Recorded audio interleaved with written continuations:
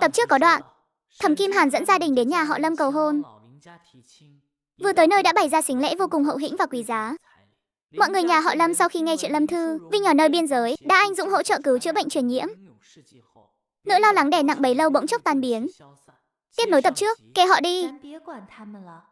Em đưa anh ra hậu viện tắm rửa, thay bộ quần áo sạch sẽ. Chuyện bếp núc trong họ có mấy tay đầu bếp cứ khôi lo rồi. Đâu cần hai đứa mình phải bận tâm.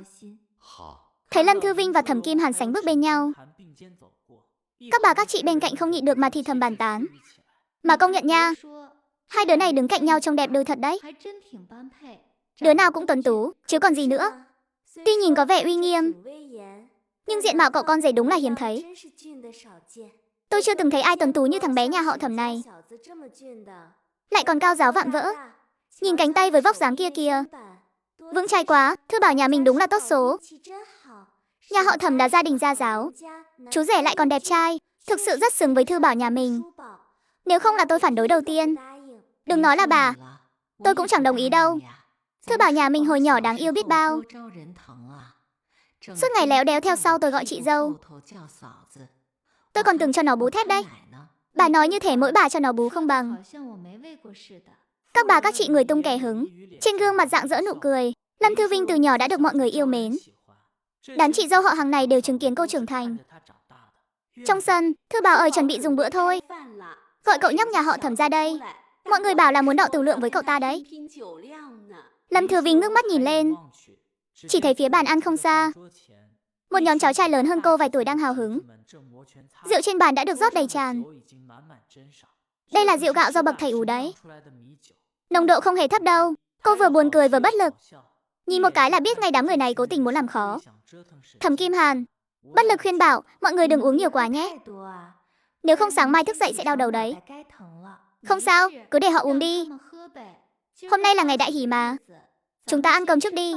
Chuyện của đàn ông chúng ta không quản. Bàn tiệc bên này được sắp xếp rất rõ ràng. Đa số đàn ông một bàn, phụ nữ một bàn. Trẻ con thì ngồi riêng một bàn.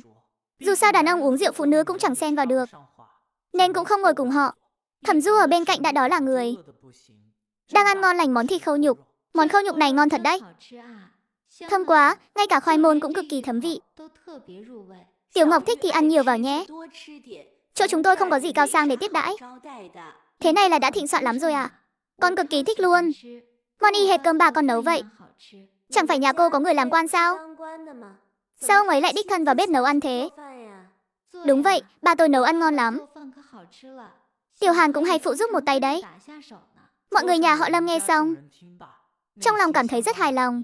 Vốn dĩ còn lo cục vàng nhà mình sau khi lấy chồng sẽ phải làm việc nhà vất vả. Chúng tôi sẽ sót lắm. Giờ thấy nhà trai cũng biết làm việc như vậy, thì chẳng phải cục vàng nhà mình sẽ có cuộc sống thoải mái hơn sao? Mẹ Thẩm đương nhiên hiểu tâm tư nhà họ Lâm. Vội nói, mọi người cứ yên tâm. Tiểu Hàn đứa trẻ này chăm chỉ lắm. Mấy việc nấu nướng này cứ để nó lo.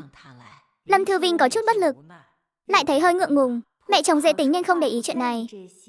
Nếu đổi lại là mẹ chồng nhà khác, biết Thẩm Kim Hàn không chỉ nấu cơm mà còn làm việc nhà, thậm chí còn giặt quần áo cho tôi, chắc là sẽ bùng nổ mất thôi. Thế sao mà được?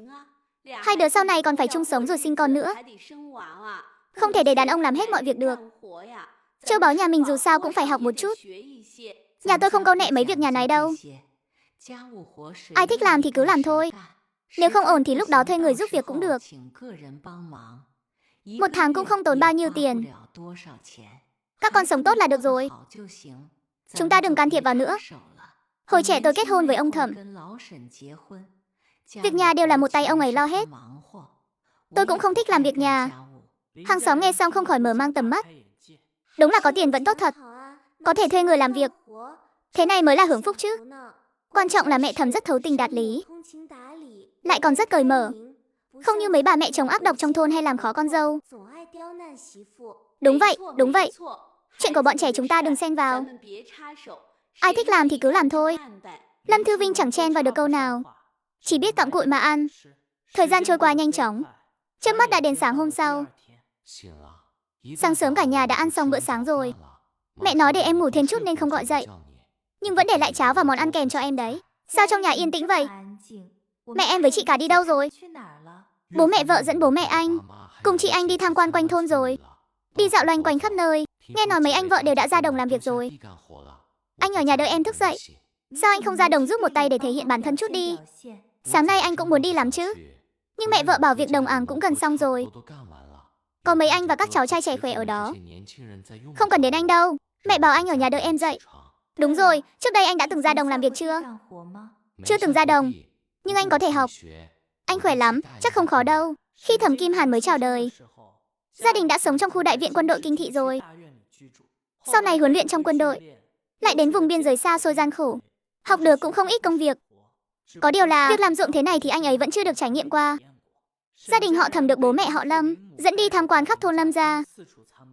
Nơi họ thường sinh sống đa số là vùng đồng bằng, lại thường xuyên sống ở Kinh Thị phồn hoa.